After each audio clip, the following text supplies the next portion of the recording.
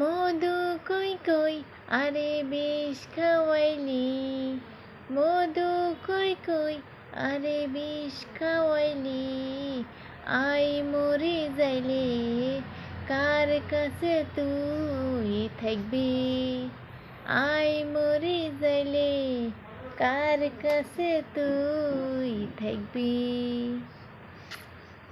হাজার করি ডাকলে ওরে আই তো আর যাইতাম না, মরে যাইলে মানুষ কবরে যা,